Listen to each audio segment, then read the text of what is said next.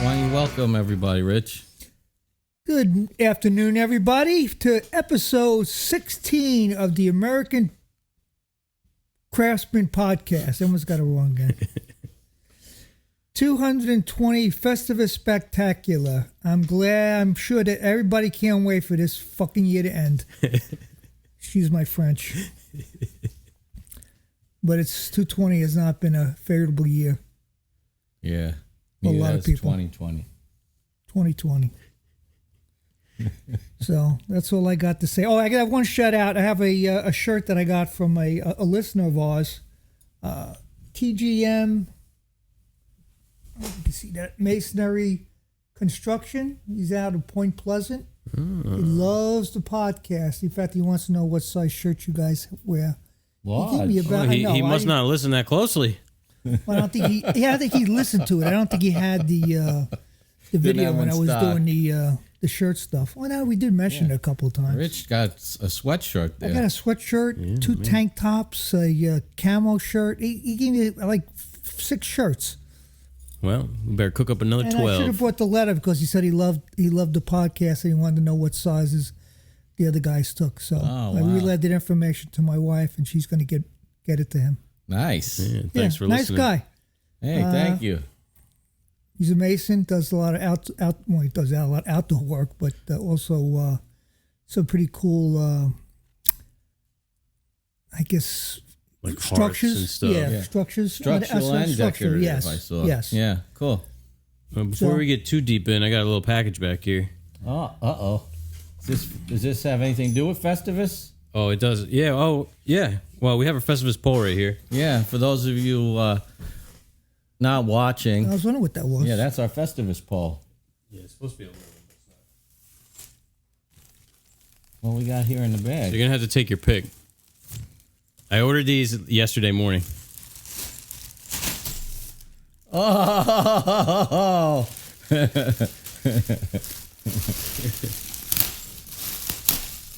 Here we go. They miraculously showed up. Yeah, you could be Santa. I'll be the elf. I'll be Rudolph. Oh, these are definitely made in China. Without a doubt. Or, yep, made in Jinhua, China. That human hair?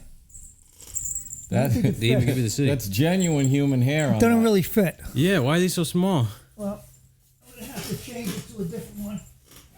Design I had in. For those of you listening, You've definitely missed out. Yeah. Oh, there you go. That one looks like it's too big. Cowboy Santa. Cowboy Santa. So Rob's got on the reindeer small. antlers. Did that fit your head? I got an elf hat on, and Rich went from Santa to Cowboy Santa.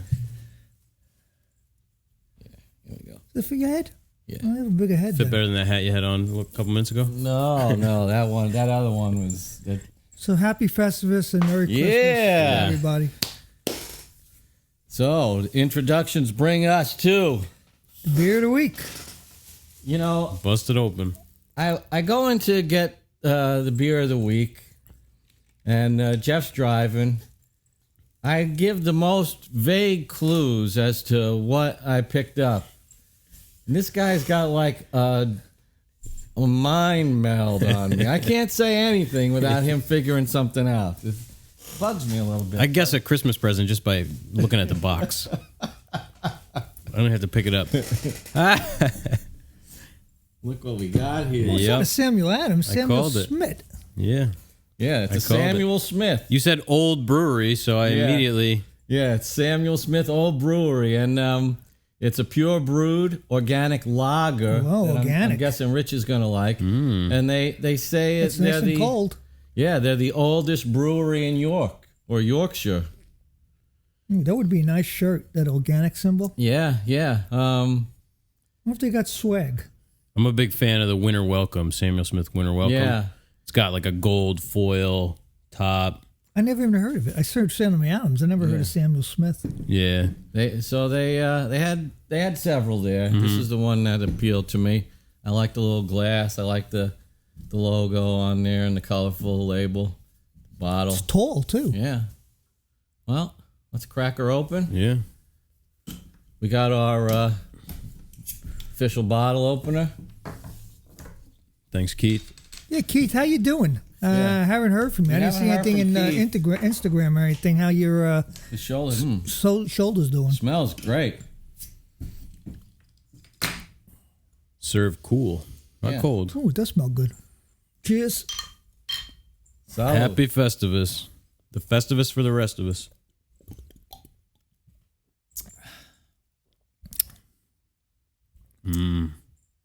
Tadcaster. That's good. I do like me some Samuel Smith.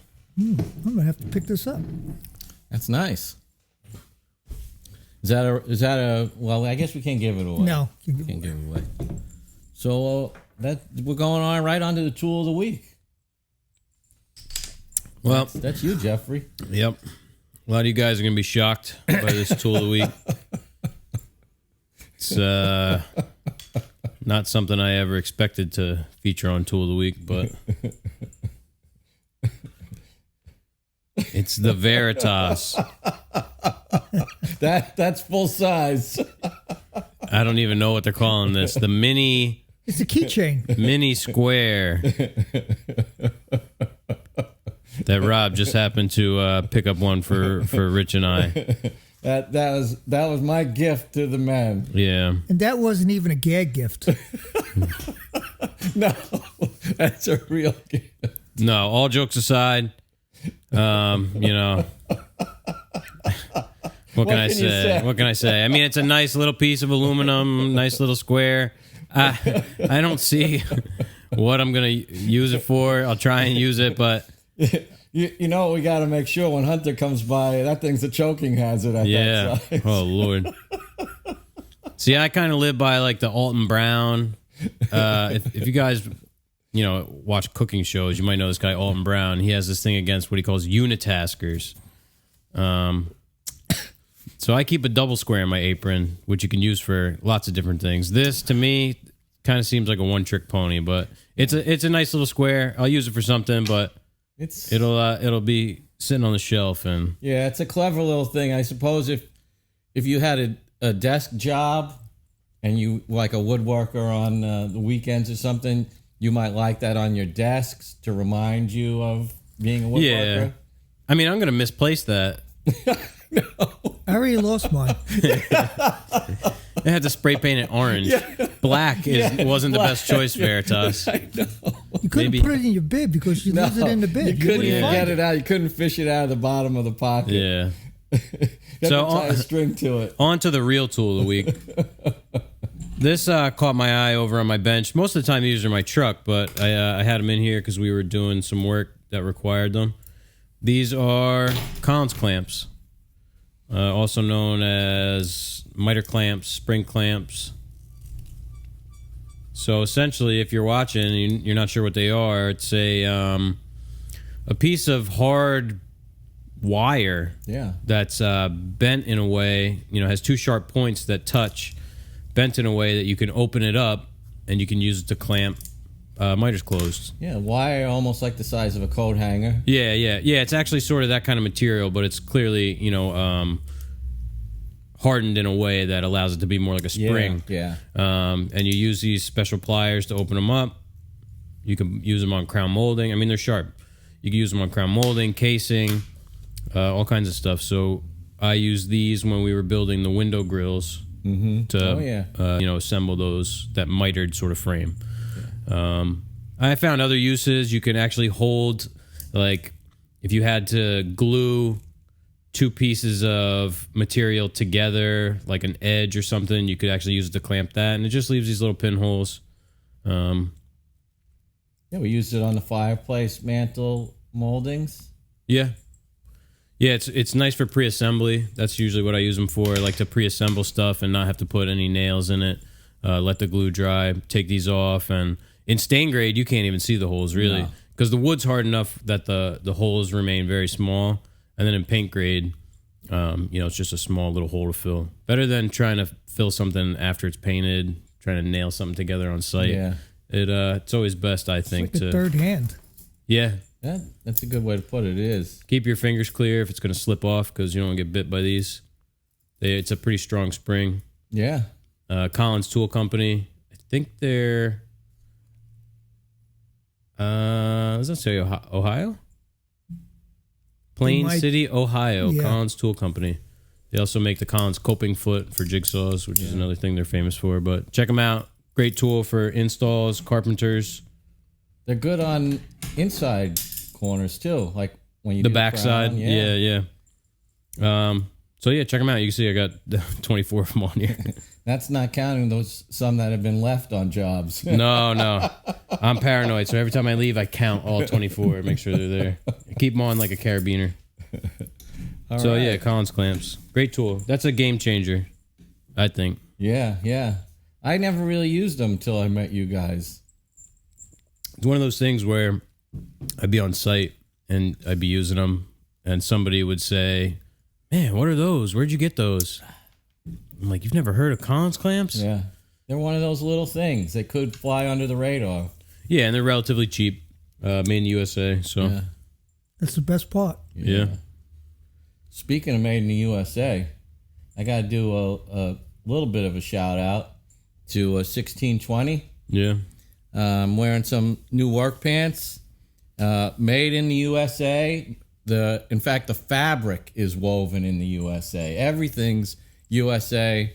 They say they're guaranteed for life. This is day one in them. I crawled around on the floor before, working on the joiner. Shot off the dust with the compressor. They look pretty good. I could walk into a client's home after brushing myself off. So I'm pretty psyched about finding this company. You should check them out. Yeah, they looking through the catalog. It's nice stuff. Yeah. All right, 1620. That brings us to the gripe of the week. You got one? I got one. I mean, we have a guest gripe as well. Yeah. But my gripe of the week is it's longer than a week. My gripe is daylight savings time. I am not a fan of this setting the clocks back an hour. I just don't like it. Today is the 23rd, Festivus, official Festivus day, and it's what, the second shortest day? I mean, I guess it's tied because there's one on either side of the solstice. Well, the 21st is the... Yeah, so I don't like the darkness at 4:30. Well, the time of light doesn't change. So it's still going to be the third shortest day of the year no matter what. Yeah, I know, but I don't like the time when it's short like that. So it would be... I'm still waking up an hour earlier than I used to because I haven't adjusted. Wouldn't it be getting dark at like 3:30 though? No. No, it would be dark at 5:30. Spring ahead, fall back. Spring forward, fall back. Yeah. So fall, it just went back. Yeah. So if it's 4:30 now, that means it was 5:30. Yeah, that's the way it should be. But wouldn't it be super dark in the morning? So what? But they did it for the school kids to get on the school buses, so they don't have to be standing out there in the dark. I think it was originally for farming. Yeah, it was. Kids. That's why there was summer break too, because that's when the harvest happened. So they would stop school. The kids would help on the farm with the, I don't know what harvest. I guess corn mostly. Yeah. Get them to do that now. Yeah. Yeah, that's it. So let's get rid of daylight savings. I'd like to know if anybody's in favor of daylight savings. Tell me. I'm indifferent. Yeah, I can go either way. I'm definitely opposed. Bigger fish to fry. That's what I say. All right. So this is a special week because we have a guest gripe. Yeah. Yeah, we welcome the guest gripe. What you got there? Who wants to read the guest gripe? You can read it. This is from X Crockett X on Reddit, who fell in love with the podcast. He answered her. I put a thing on Reddit asking for questions, and he submitted his question, and then now he's blazing through and listening to all the episodes. So his gripe is Craig pocket hole drivers suck. They wear out quickly, and the replacement set is cheap too, $350-ish at Lowe's, and it drives me nuts. Yeah, I don't like any of those big box store driver bits. They're soft. Yeah, they're cheap for a reason. I wonder where they're made. Yeah, What do you think? I can't think. I can't think either. me neither. CE? I like German or Czech, the Wiras, the Filos, Yeah. that kind of stuff. Even the good Makita bits are good. So yeah, hey, I can relate and agree. Yeah, well, at least they're cheap, so you can buy another one when it wears out. I know. Well, but I mean, I guess that kind of makes you get in that crazy cycle, though. You're buying something because it's cheap and it's handy, it's available at the store, but then you find yourself cursing when it runs out. I don't know anybody else who sells the pocket hole That long one. Yeah. drivers, the drills. I don't know. He's talking about the driver, I think, just a Something long, like that long? a long number 2. Yeah, it's a 6-inch. Really, I've never had a problem with it going bad. We have those, like that red one, that comes from McFeely's. All those color-coded ones. That's different. You notice how that one's built. The tip is a different metal than the body and the shaft. So I guess the tip is probably harder so that it has less tendency to strip out. He should try one of those. Yeah. It's in fact, I bet it's cheaper. It's just you have to order it online. Right. Yeah, go to KC Tool and just filter out to Phillips 2, 6-inch, and there's probably half a dozen different brands. Square drive, everything. Yeah. And just to get a 6-inch long shaft. All right. On to the questions.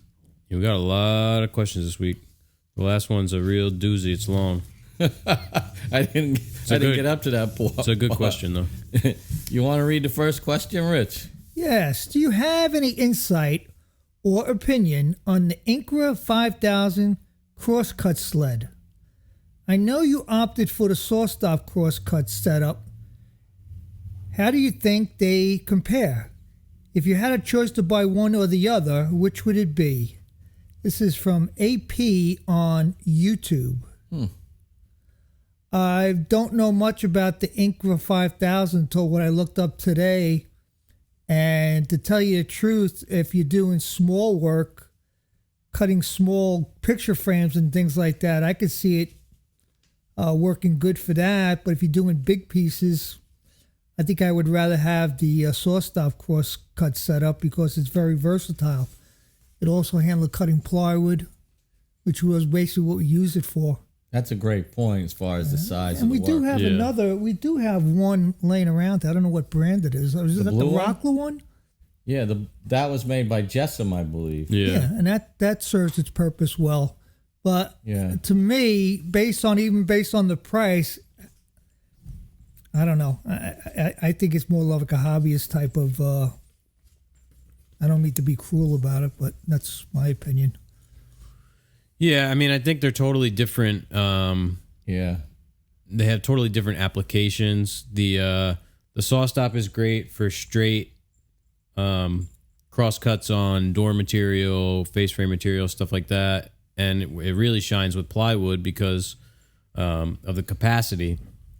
The Incra, I didn't look it up, but if it's the one I'm thinking of, it kind of looks like a shop built crosscut sled. It has it's two pieces. They slide in the miter slots. I've seen it. It's nice. I know like Mark Wood Whisperer uses one, I believe.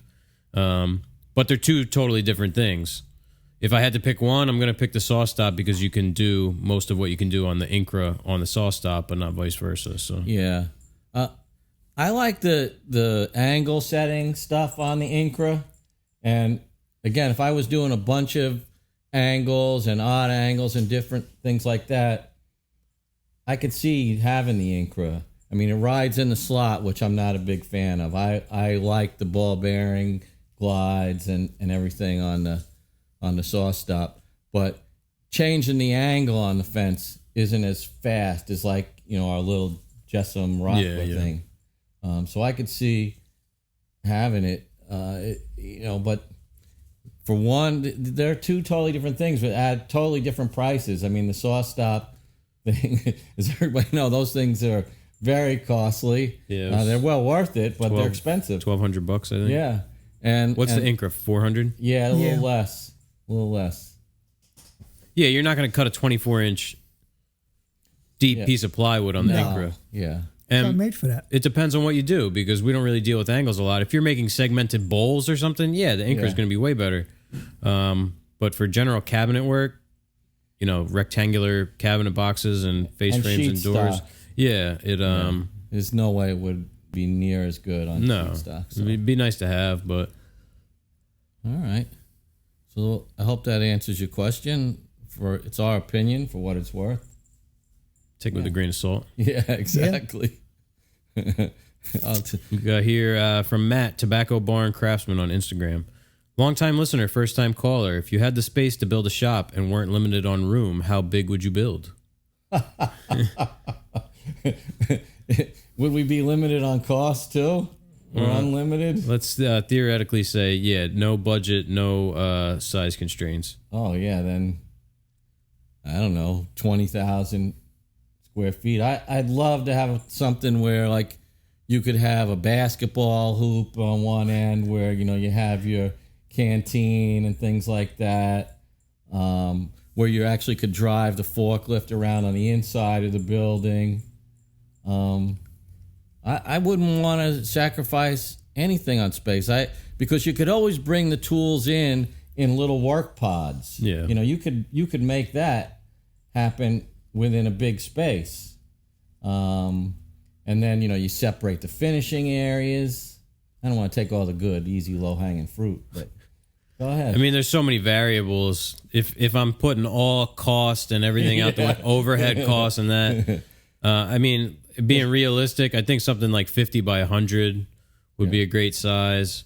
That way you can have an area to store. Like right now, all of our storage and lumber storage is they're in separate sheds essentially. Yeah. So to be able to bring that inside, have a forklift to move material, and then have a good workflow, from one end of the shop around the perimeter back out the door, basically, a dedicated space for finishing, office space. I think 50 by 100 is probably a good. Yeah. Because if you have to think about heating and cooling it like we do. Right. That's why I'm saying throw all that out the window. Yeah. I mean, even that's like reasonable. 50 by 100 you can get away with. Then you're into warehouse space like I'm talking about. 20,000 square feet that's a lot of overhead. Yeah. What's 50 by 100? 5,000? Sounds right. Yeah. That's basically like taking 5 more of these shops and like going over one. 6 almost. Yeah. Think about that. We could each have 2 shops to ourselves. Depends on how many employees you got too. You don't want to be in a shop where you got to call somebody on the telephone just to ask them a question. Take a golf cart. No, I'm not into those big spacey shops. I'd rather have a nice big barn type environment. Just my preference. I like the cozy. Yeah, I like that. I just like it that way. If I had a choice, you could put a barn on this whole property. It'd probably be nice size and get an upstairs to it too for storage. Yeah. It would be nice. With a couch. So how big are you saying though? I don't know. It says double, triple this, what this size is, and have something on top. All right. That's about the same size as Jeff's talking about, only on 2 floors instead of 1. Yeah. Definitely for storage on top. All right. I like that. That's what I would do. What about you, Matt? How big or small or in the middle would you like your shop to be? All right. I'll read the next one. In the Greene Street Joinery family, who would prevail during the feats of strength? Brian, known as BUnic27 on Instagram. No one, Brian. Everybody's out of shape. Yeah. The only thing I could think of. I think I got you guys on age alone. Yeah. As long as it's not a sprint or anything like that. The only thing that ever comes up that I can command any kind of respect for is tightening the clamps. That's true. Yeah, Rob's got the hand strength down. I think it's genetic. Yeah. We'll leave it there. Yeah, so I guess the only one I would say then is Rob. Yeah, as long as the feet was tightening a clamp Or Other opening than a that- jar. Yeah, So you had to see him the one time he tried to do some pull-ups. Yeah, the pull-up bar is mysteriously gone now. Yeah, and it was pretty. we took it down. It was pretty so funny- humiliating. it was pretty funny, We had to take it in. That's gonna be a highlight for the end of the year. Yeah, Highlights. It's a good thing we didn't have that on film. Yeah. That would have been a lot to live down. Oh my god. Oh You got this next one, Rich? yeah. Where am I now? Oh, when we're all free to move about the cabin, what are some of the best conventions to go to for our line of work? Like woodworking conventions. That depends. This is from Brad from Blue Fig Artisan on Instagram. It depends on the convention. I think going to something like KBIS, it was nice to go to. I don't think we need to go again. It was more kitchen oriented, not woodworking oriented per se. Yeah, pre-made cabinets, stuff like that. I'd rather go to a woodworking show. I know some of those can be pretty lame, but there are various suppliers out there that do sponsor some conventions. I think Builders General has some kind of little show here and there. That's one of our suppliers around here. But yeah, you just go to the woodworking shows. Again, I know it's the golf show in particular has gotten worse and worse each year because it's the same stuff. And I'm assuming the woodworking shows are like that too, unless you go to a woodworking show that's sponsored by a known, not that traveling woodworker show that goes on, but sometimes they have specific shows that all the vendors go to, like the plywood vendors and things like that. Yeah, there's that big one in Atlanta every year. Yeah. We have, there's like the local ones that we get up here at. That's right. I'm thinking that one. I've been to one of those. Yeah. Those are kind of rinky dink, I feel like. I mean, I've never been to like a woodworking convention. We went to KBIS and IBS, that's more Like builders. yeah, and there's designers there. Yeah. I'd say that that's probably not really worth the trip. It was a fun trip, but not too woodworking oriented or really at all. But yeah, like Rich said, look for the big woodworking shows. The names are escaping me right now. Is it IWF? International Woodworker Show. I think it's IWS. They canceled it this year, I believe. Yeah. Well, go to those little ones. You know what? See what they're like. You might find some good tools there. When you went, we sent you to the Makers Show, right? It was Workbench Con. Yeah. What was that like? It was interesting. I definitely learned some good stuff. Workbench Con, for those of you that don't know, it's how do they sort of classify it? It's for, I hate to say this, but it's for like influencers and content creators. The influencer, it's like a seedy kind of dirty word, it feels like. But for content creators, people that create content, and it's specifically it's more DIY focused. A lot of these people aren't professional woodworkers. They're part-time DIY content creators. But there was some good information there for if you're looking to grow your social media and get into maybe creating some content, I would suggest going. I definitely learned some stuff. I opened my eyes to some different things or some good information. Yeah. A lot of patting oneself on the back there, to put it nicely. Self-congratulatory, folks. Yeah, and some big egos and stuff. But all in all, it was worth the trip. I think it's, 3 days, 4 days in Atlanta. So it was good. I mean, I think it definitely paid dividends, that trip. Yeah.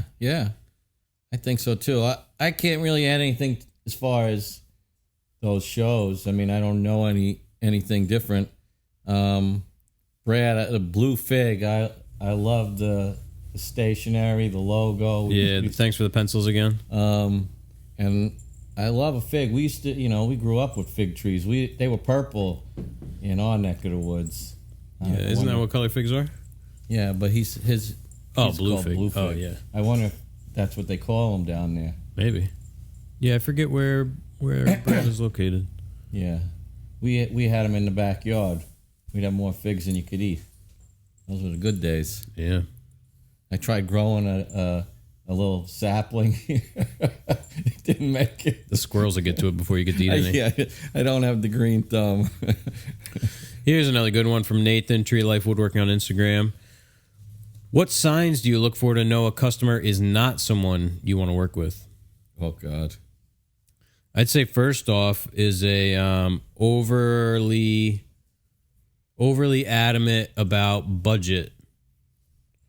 Somebody that's unwilling to give you a budget, is always looking to cut little things to get the cost down. A lot of times, even if you can get it, into a job, it's just a sign that this person is a pain, basically. Yeah, I'll piggyback off that. That's what I look for, and it's just something you walk in and you see somebody that you realize you couldn't be in the same room with them for too long. We have to work with our clients. It's not like they're going into a store and picking something off a shelf.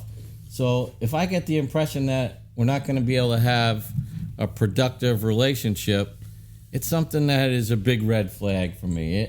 I can't make any snap decisions, and because as the seller in this relationship, we always have to kind of take the back seat and defer and be gracious and everything. But if it starts to feel uncomfortable, then it's not the right business relationship either. Yeah. What do you think, Rich? Yeah, I think I agree with both you guys on that. Sometimes it's also a gut feeling when you meet somebody. 9 times out of 10, it winds up being true. But then again, if you start to talk to somebody, you can kind of get a feel for who they are and what they want and whether they're going to be a pain in the neck. And we've had our share of customers that we've worked with. Well, yeah, demanding is one thing, but that's okay. That's what we're used to. Yeah, I mean, like Rich said, a lot of times it's just a gut feeling. You get a certain vibe from a person.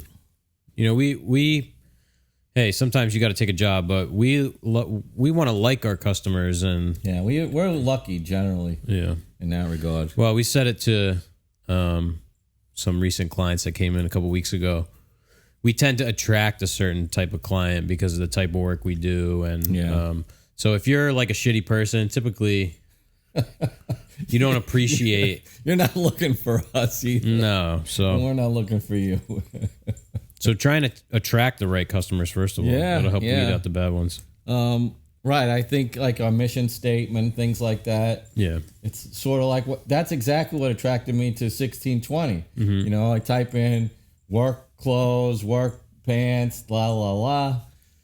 And I read these guys, what they're all about. And I'm like, yeah, cool. Let me spring for these pants and see what they're all about. So, what's next? What's your opinion on hand saws? So this is in your guys' wheelhouse. Japanese or Western? Brands, uses. And this is being asked by Adam from Far Out Woodworks, who's on Instagram. And a patron. Thanks, Adam. Thank you. I don't use them often, and the two saws that I have used the most are Western saws. I had those Sheffield saws. One's like a little kind of inexpensive gent saw, and I kind of used that till it's ruined. And then I have just one with a strong back. They might call it like a dovetail saw even because, it's great for cutting straight lines in short bursts. It's got a pretty thick kerf on it compared to the Japanese saws I've used, but I do like it. I like the way it feels. I like how heavy it is, and it's what I'm used to, like growing up with the Western thing. Although, using the Japanese saws are fun too. Yeah, I have mostly Japanese saws. I like Gyokucho is the brand, Gyokucho. That was the first nice sort of hand saw I got, was the 372, which is what they call a dovetail saw. So it's a back saw it has very fine teeth, but they're suitable for rip cuts, so you can cut dovetails. But recently I got the Lee Nielsen dovetail saw, tapered dovetail saw, and I do like that. I haven't gotten a lot of time to use it. What I like about the Western saw is that it's easier to correct yourself if you start to get off a course, because it does have a thicker blade.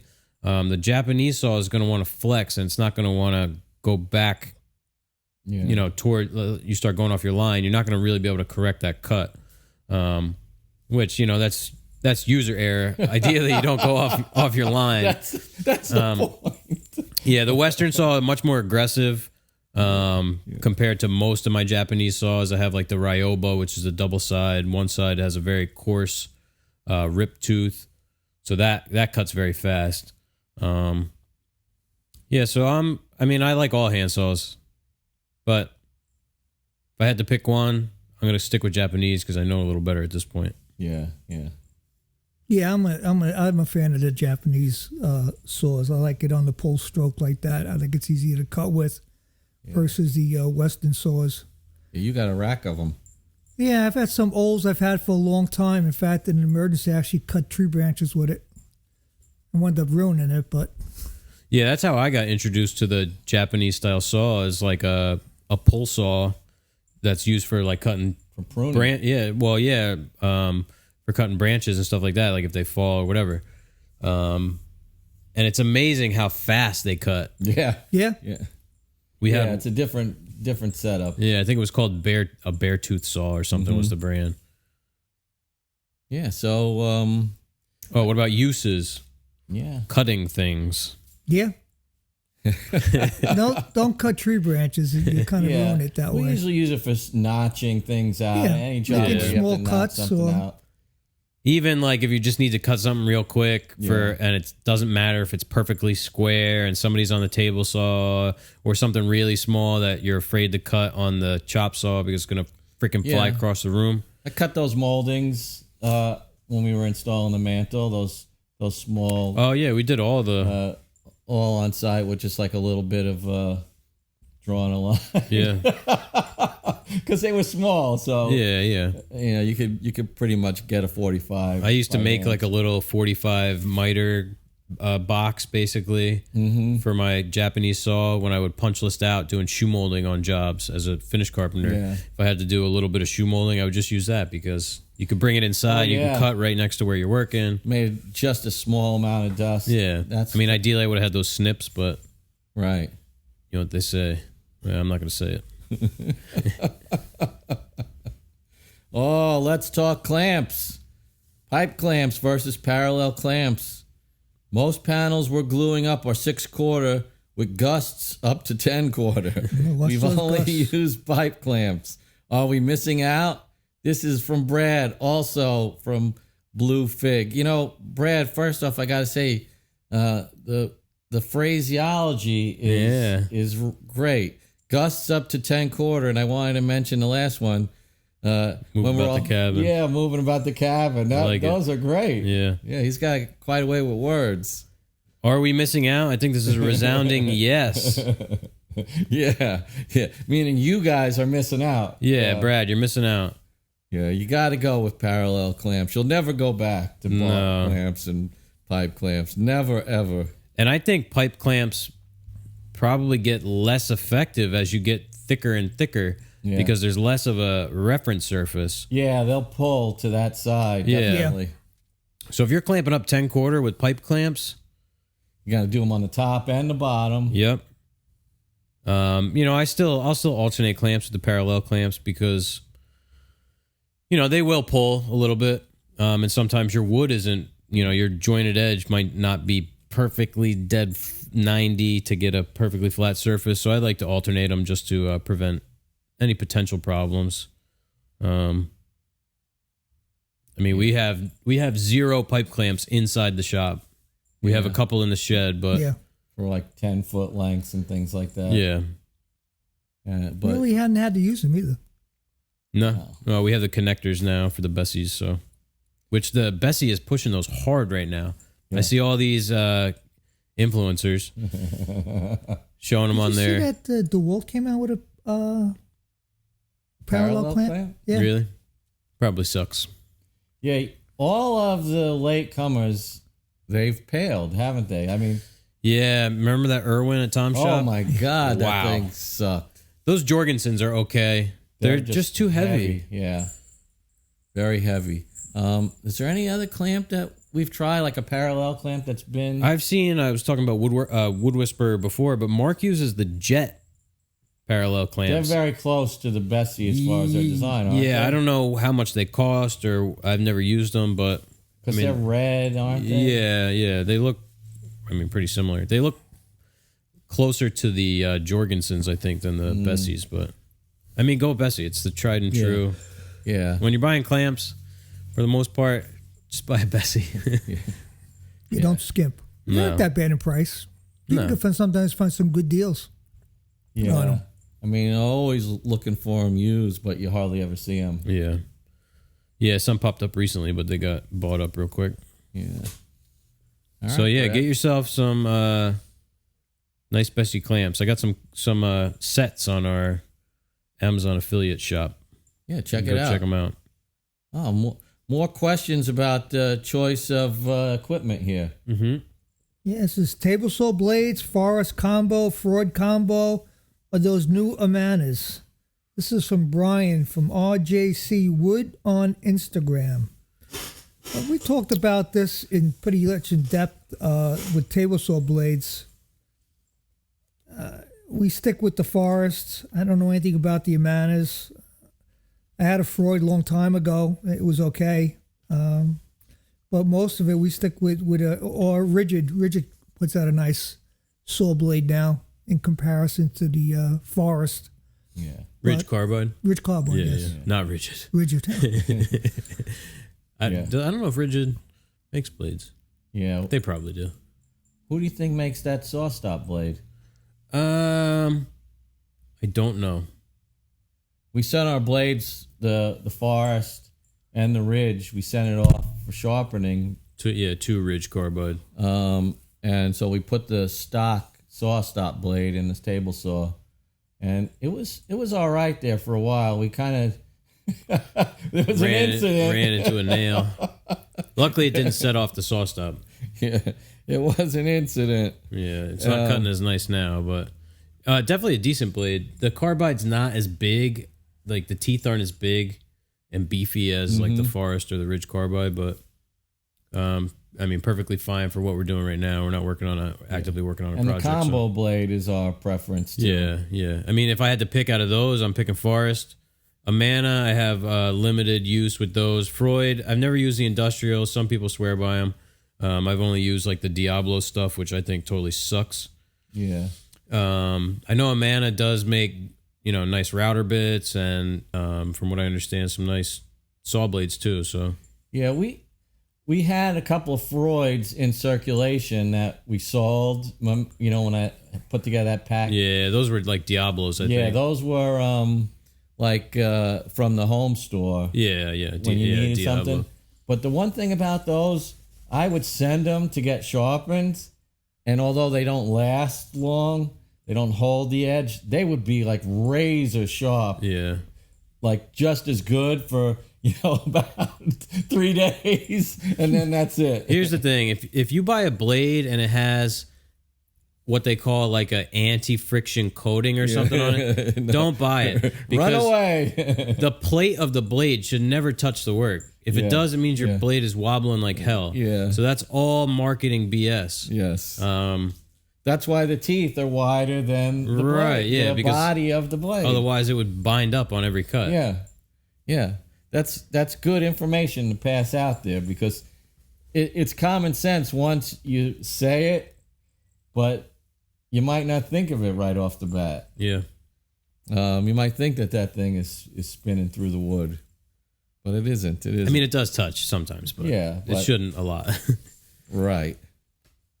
Here's a good one. This is from an anonymous submitter.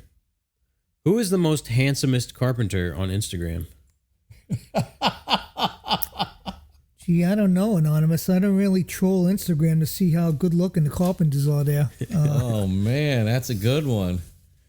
If I had to vote, I'm going to say Tim from True Trade Carpentry. Yeah, that's probably... I can't see any argument against that.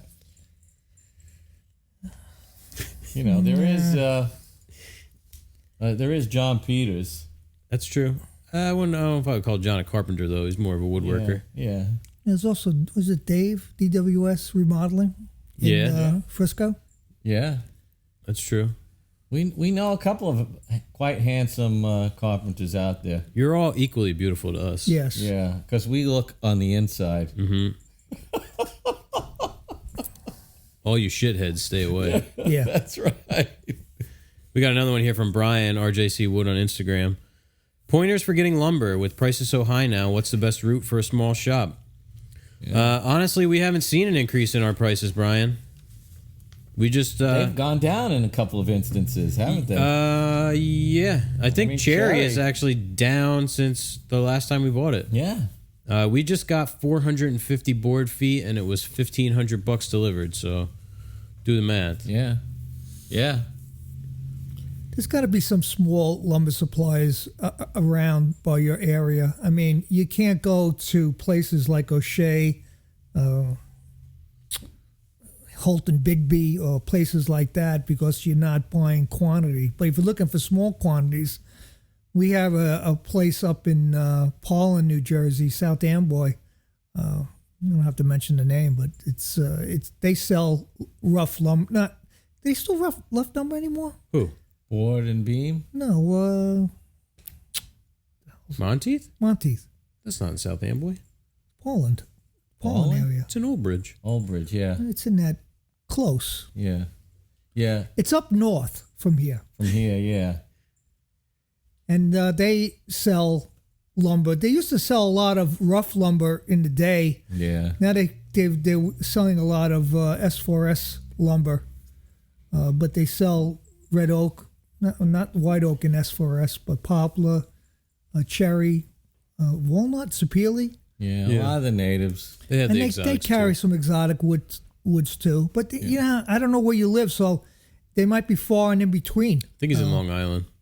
See, the problem with a place like Monteith is because they're small, they have to have higher prices. So I would say try and go to a bigger place. Like we use O'Shea as an example because that's who we get our wood from. It's going to be too far for you. But if you can drive out to one of these big wood distributors and pick up the wood, you don't have to get a quantity of 300 board feet.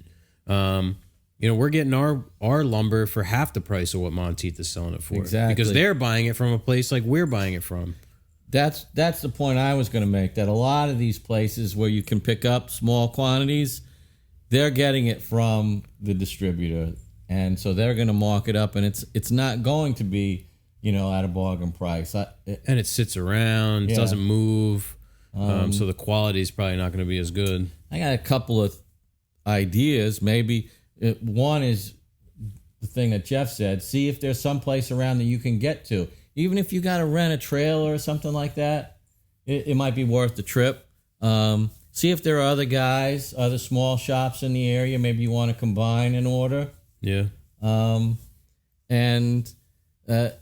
done this on occasion where somebody doesn't use a lot of hardwood will come to us and we'll just sell them some wood. Yeah. Hey, you want to jump on a lumber order? I mean, we don't have any plans in the immediate future. If you're only out on Long Island, it's an hour and a half drive. Yeah. Let us know. Maybe we can work something out. Yeah. So network is, I guess, the best way to summarize that. Network, see what's out there and see where you can get going so that you can get your hands on some good wood at some good prices. Yeah. It's possible. Oh, yeah. Yeah, we looked for a long time. It took us a couple months. Yeah. All right. Thanks a lot, Brian. All right. We're on the second page now. These questions. Yeah, let me read this one because I had to actually ask. This is from Michael. He is Because I don't have a clue what he's asking. Cranabitha Workshop on Instagram. Sorry if I butchered that. He's asking, what are your thoughts on using the plastic sink bases when otherwise building custom? So I reached out to clarify. I wasn't exactly sure what he meant. So you can buy basically a plastic, I'm assuming it's PVC or something like that, base cabinet for a sink base, so that if you have a leak in the plumbing or some sort of household chemical that spills, it doesn't ruin the cabinet. So he's asking, how do you integrate that into a custom kitchen? And what our thoughts are on, that practice in general. So None of us had ever heard of this before. Me neither. I've heard of outdoor PVC cabinets. Yeah, and we've all built for commercial restaurants cabinets made out of starboard, which is, what is that, HDML? HDPE. HTML. Hypertext. Yeah. And on the Snapchamp. Yeah. Instagram. Instabook. Give me that FaceTime. So, and we've all seen the rotted out floor of a sink-based cabinet too, especially when it's made out of particle board. And Jeff and I, we were talking this over, and we were saying, if we built the cabinet and the nice plywood that we use for the cabinets, and it's pre-finished for the most part for those types of applications, it'd have to sit in water for quite a while before it really deteriorated. So I not be able to bounce back. Right. I see it as a non-issue with something like that we would build. And if it was like in a super wet area where it was exposed to water and not, just by chance, an accident would occur, then I suppose I would go with something like that, or I'd probably want to opt to build it. Yeah, that's what I was going to say. If you're really worried, just make the bottom of your cabinet out of starboard. Yeah. Or AZEC. But here's the caveat. Those materials move a lot. Yeah, I don't know about do. HDPE, but something like AZEC moves a lot. So take that into account. You're trading insecurities there. Yeah, I mean, leaks do happen on a sink, but... wipe it up. Yeah. And that plywood will dry out. Yeah, definitely. If it gets, it's pre-finished plywood, so it'll have to run to the back, get down into the dado if you have the back dadoed in, and then sit there. But as long as it's not leaking for hours, you'd figure that it would. Finish both sides, especially at the bottom. Mm-hmm. It's off the floor, so there's going to be air under there for it to breathe. That's interesting. Let's say you did. How would you integrate it in? Oh. That's what he's asking. Yeah. Well, I'd definitely have to go with the the face frame material and everything like that. Yeah, rip the face frame off or get it without one. And then essentially it would look like the other cabinets. Yeah, because we don't build like a sink base and then put a base 18 next to it and a base 24 next to that and a base 36. All the face frames are interconnected and the cabinets are all, already attached to one another. Yeah, it might be a 63.5-inch wide cabinet. Right, or a 98-inch cabinet. Right. Yeah, as big as we can make it and get into the house with it and things like that. We want to put everything together. It installs really solid and level. And you're not going to have, when you see these nice inset kitchens and then there's a seam between every style. Right. It's insane. That's the thing that it really does. It eliminates that double style. Yep. Which is a real killer as far as like the aesthetics. Yeah. All right. This is a pretty apropos question, and it's from Low Country Modern, Loco Modern on Instagram. Have you guys ever considered doing a collaboration on a project with someone, maybe John Peters? Yeah, I don't know how much we can actually say or if we can say anything, but I just say keep an eye out because we got something coming up. We're actually doing something like that. Who's John Peters? He's got a honey growing operation. Yes. Yeah, John stopped by. Was it last Wednesday? Honey growing. Honey. He's a beekeeper. Yeah, dropped off some more honey. That honey, Yeah. I mean, it's amazing. Yeah, it is. But yeah, we've tried to collaborate with John a couple times, and things just didn't work out with timing and stuff, timing with clients. So it's something that we've been pursuing, in conjunction with John for a while now. Oh yeah, and we've talked about trying to incorporate our buddy Manny, who's a metal fabricator, into some of the jobs because we design from scratch, so we do have that liberty, that freedom. If we can dream it up and pitch it to the client, we could include just about anything. Yeah. 100 years ago, I found a blacksmith on Michelle Gray's desk. I don't know if you ever saw it.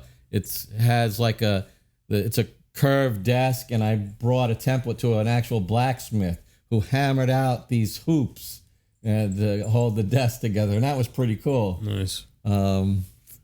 So it's fun to collaborate. Oh yeah. I mean, I'm totally open to the idea. Yeah. You have somebody that you think would be a good fit, reach out to them, reach out to us. We're all ears. Yeah. It's up to the client. It's finding the end user to pay for it. Well, I think would be more of like a non-client kind of situation. All right. Yeah. Like somebody that's just building something to build it kind of deal. Okay. Well, we're down to the last question, which is a biggie. Well, no, there's another one that was too long for me to type out. So we missed this question last week. I reached out to Ben this morning. It just popped into my head the other day. I said, "Oh man, we never answered that question about the cabinet saw."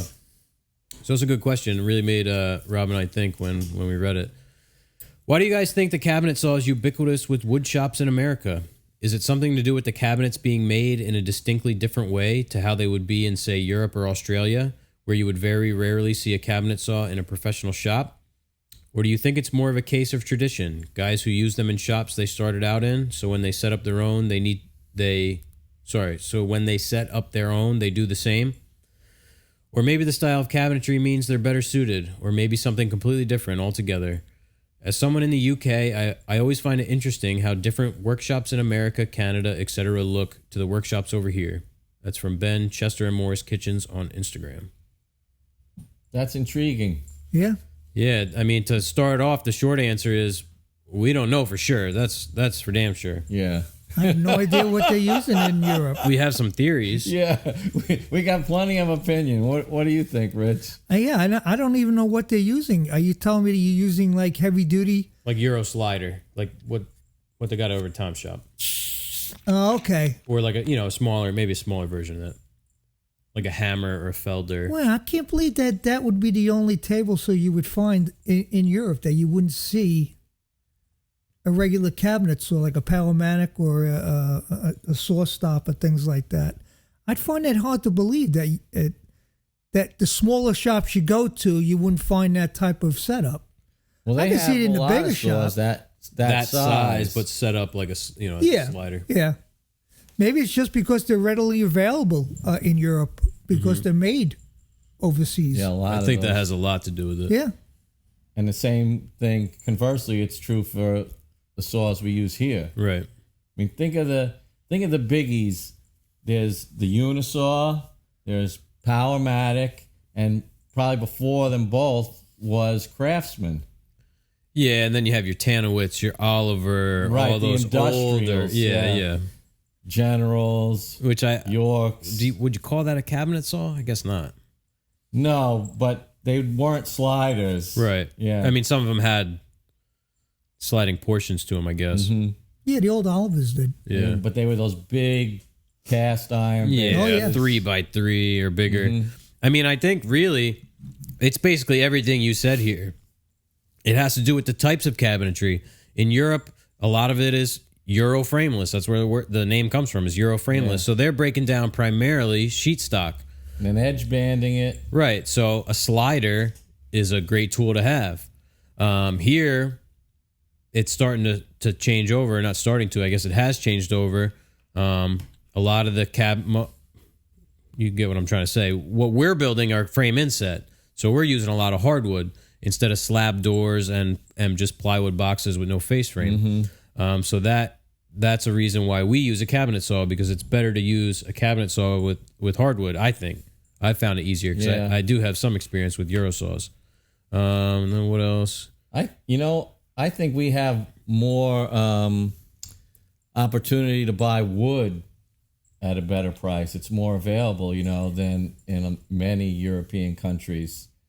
Can people in Britain get hard cherry? I don't know. They can get Nordic. They get Nordic cherry. They get English oak. Yeah, English oak. I've used it. I think there might be more forestry going on here. We're cutting down our trees and we have the wood available to work with it. And that might have had something to do with why they went to Euro frameless with slab doors and edge banding. And they were ahead of the curve with small cars and all this other stuff. Yeah. Compared to us. Something that I've heard is that, here you think of Euro frameless. I think cheap. That's the connotation that I get when I hear that. In Europe, it's not that way. No. Like, people will literally take their cabinets with them if they move. So I don't know. I don't really know a lot about the situation of these shops in Europe. That's true. Unless I visited one, I never had a chance. Be interesting to go overseas and visit a couple of shops. Yeah. Someday. You get to see how they do things. Yeah, I think you're definitely right with the availability. Like, you can't. A lot of those Italian. There's a lot of those Italian names. SCMI and Minimax, and I don't know of a place around here where you can go and even see a sliding table saw. Not to buy, No, there used to be a guy in Jersey City that sold used equipment like that. I don't even think he's there anymore. I can't even think of what his name was, but he was a big dealer in used machinery. And you go to Woodcraft or something, they have. And then there was the other place. I don't think they sold. That was on Route 22, Force Machinery. Oh yeah, I've been to Force. Yeah, I don't know if they sold. Now. I don't know if they sold that kind of stuff either. I was saying, I don't think you can even go anywhere around here and see, like a showroom to see a Felder or a Altendorf. The only time we'd seen them were at those small woodworking shows. Yeah, I'd been to Force several times. They had a couple of manufacturers. Jet was one of the biggies they pushed up there. So they didn't have anything. And a lot like what we have is sort of what they push on a small shop. A cabinet saw with a sliding accessory. I think for what we do, this is the best. Yeah, it gives us the good all around. Doesn't take up a big footprint. Yeah, for one of those, like when we worked at Tom's shop, that table saw took up basically 8 by 16 feet. I didn't even like using it except to break down plywood. Right. That's what I was going to say. Use it for. It's great for breaking down plywood. Right. That saw was in shambles and not very accurate. And Tom tried to tell me that the way that I was tuning up the saw was, the 5-cut method is not as good as the 2-cut method, apparently. Figure that out. Oh, and I haven't even finished with this one yet. I'm right. Where was I going with that? Oh, yeah. So, I would love to have a Euro style saw here if we had the space. Again, go back to Tobacco Barn. If I had a 50 by 100 shop, you better bet that I'm going to have a Euro saw there too, and 2 cabinet saws or more. Oh, yeah. But for what we do, we gotta have the best all around machine. I think this is the best. Yeah, it's not comfortable for me to rip hardwood and stuff on a slider. Yeah, I don't like it. You can't get in the right position. No, maybe a small one because I haven't used one of the small ones. Yeah, but a big saw made for breaking down plywood. Not really good for that finesse sort of. No, and it's got that huge 14-inch blade. 16-inch blade. Oh, God. Oh, forget it. So, that was a good food for thought. Yeah. Raised more questions than answers. I'm curious to see what Ben thinks. I guess he kind of told us with all the questions he posed. Yeah, if you have any answers to questions that we just posed in our ignorance of the Eurosaw, let us know. Yeah. So this next one, I'm going to have to break out my phone. I got this email. There goes my cap. It's gone. I got this email, I want to say last night, from Benjamin Ankerholtz. Let's see.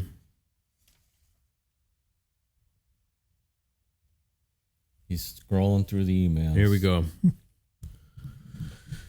Yeah, I got it last night. Hi, guys. First of all, I have really enjoyed your podcast and hearing all of your stories. It is a show I really look forward to every week. I got turned on to you all through John Peters' channel and the shop tour he did. Thanks, Ben.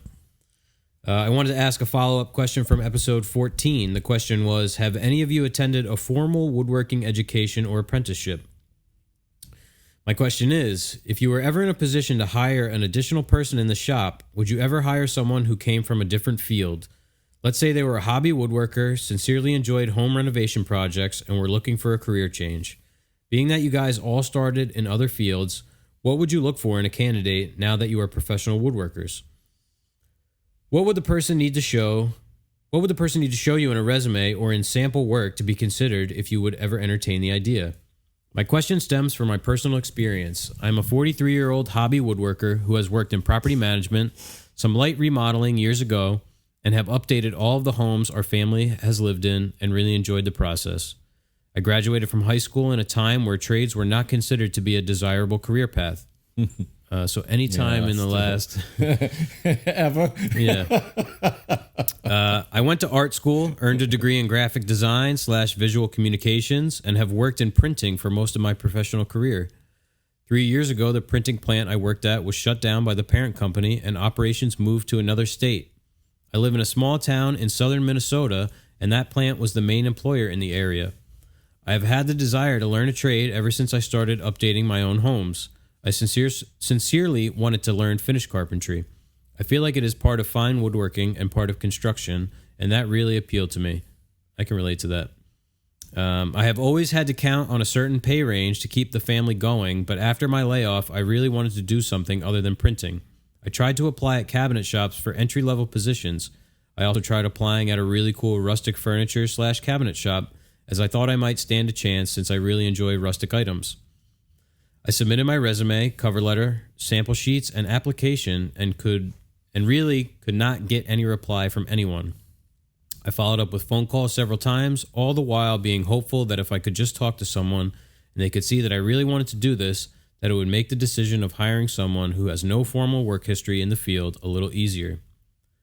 I understand businesses have to move products quickly and at the lowest cost to gain the greatest return. However, with interest in the trades on the decline, wouldn't someone who really wanted to make the career shift and showed a genuine interest in the trade be an asset? It is frustrating watching the same shops I applied to constantly hire over and over again for the same positions that I applied for. Needless to say, I am still printing, and at my age, I see that my window to do something in the woodworking field is closing. Well, guys, thanks again for your work. Thanks again for the work you do, and I am so happy that I came across you guys. Keep it up. Stay safe. Happy holidays. Sincerely, Ben Ankerholtz at Blacktail Artisan Works on Instagram. Cool.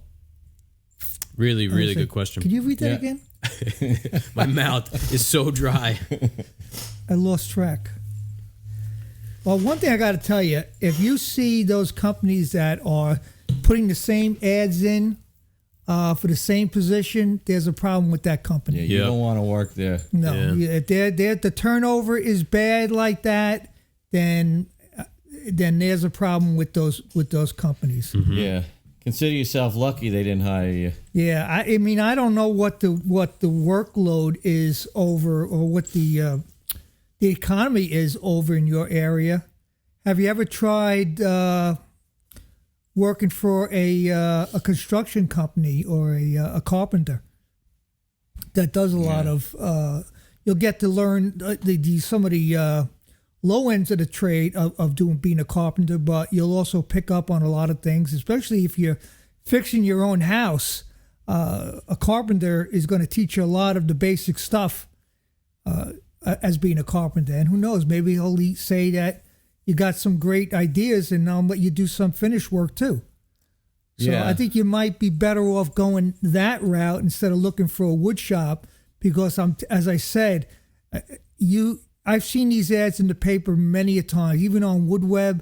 It's the same companies that are looking for the same job, and I'm thinking to myself, God, they can't find anybody in 5 years of posting that same ad. So something's wrong there. Yeah.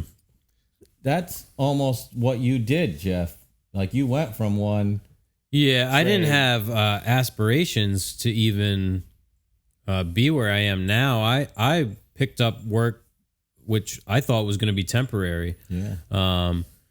And then, eventually my goals developed. But yeah, I went from a laborer to a finish carpenter to a cabinet maker to, being here at Greene Street.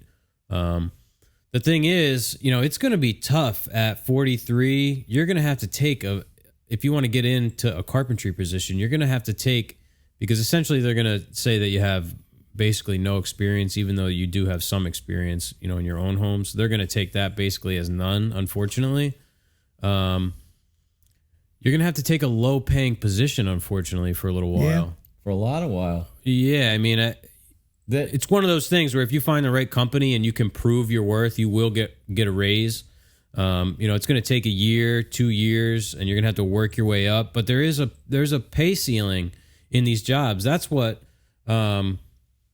really kicked me in the ass and made me get a job in a cabinet shop was I always had aspirations after the first year or so to, I thought to myself, man, I would really love to have like my own cabinet shop and do built-ins and stuff like that. So I always aspired to do that. But what really put a flame under my ass was the fact that I hit the pay ceiling within, 4 years of being at my job, because I had well surpassed the people that had been there for 20 or 30 years. And my wage was never going to get any higher. It was already as high as it was going to go. There's only so much money that these guys can pay you or think that they can pay you. Because they're selling that trim job for a certain price. The market's set already. Yeah, and there's a lot of market saturation and a lot of people doing it for really cheap. And as we know, the clients aren't always the most perceptive of the differences in quality. Right. There's caulk and paint guys that are just blasting that stuff out. In reference to your question about would we hire someone that didn't have direct experience, I actually, in my experiences, the people that I've worked best with and have done the best didn't have any experience. Maybe those are rare examples, but I mean, I would totally be open to the idea. Yeah. I could probably speak to this fairly directly. I'll say that from the shop's position, they have to pay an inexperienced person to come up to speed, and so it's a loss as far as the money goes. So the risk on the cabinet shop is I'm going to hire this guy, even at the lowest possible pay he can take. I'm losing money because I'm losing time with this guy. I have to teach him. And then I have to risk him taking his skills that I paid to have him develop and take them somewhere else, because he might just view me as a stepping stone. Yeah, and that's why you see low wages and a hesitance to teach and give out any real responsibility. They're going to have you sweeping the shop. Exactly. And the few people I've hired back before we formed Greene Street, none of them had any experience. And like Jeff, I preferred it that way because they didn't have any bad habits to unlearn. And like every small shop, we're all going to have our own ways of doing things. So I didn't want to get involved in having to tell somebody, yeah, that'll work, but I prefer to do it this way. And that way we can keep things streamlined, still going. No bad habits to break. Right. So I look for all the things that don't really appear on a resume that you can't teach someone. We can teach somebody the woodworking skills. You can't teach somebody to be punctual. You can't teach somebody to show enthusiasm. You can't teach somebody to Be well spoken. Yeah, polite, take direction. These are all skills that you either, have developed through your life and working, or you didn't. Mm-hmm. That's something that would be a complete deal breaker for me. Yeah, I mean, from the sound of it, Benjamin sounds like a great candidate. Exactly. He could come to work here, except we couldn't afford to pay him, because what was happening is we couldn't afford to train you, Benjamin, is really it. Yeah. You'd have to pay us to come to work for us. And that's the only way we could make it happen. And so that's part of the difficulty in finding a position for somebody like that. Yeah. I'd say your best bet might be start a little side gig and then try and, develop your skills there, and then try and break out on your own. You may be a hard sell to an employer, unfortunately. As bad as that sounds, I hate to be defeatist. I think it's the age is the biggest. I wouldn't be opposed to the age. I mean, I think we're a little different than most other. Oh, yeah. That's true. Right. But the economics just aren't there, even for a legitimate shop. If they're going to take on an apprentice, then there's probably going to be a contract involved, because, they're not going to invest in you without some return. Yeah. Maybe see if you can pick up some part-time work. Yeah. Then you're not worried about how much you're getting paid. Bust your ass there. Try and get on the full-time staff. Then you can maybe get a bump in the pay because you've showed that, look, I've been here for 6 months working 1 day a week or coming in on Saturdays, whatever. So it's a good way to get your foot in the door. Yeah. Oh, and one other thing is that it's a rare shop where you're going to get to do a lot of creative work and work at your own pace. Really rare. So when you're fixing your own house, you're experiencing a lot of the best parts of woodworking. And when you go to work in a cabinet shop, somebody's going to be asking you, when are you going to be finished with that job? And it's going to be a lot of rote work. And I think you might have a misperception over what that job really is. Yeah. So, you know what? Keep doing it when you can. Build up your own home shop. Develop your love and your skills, and keep that income coming from printing.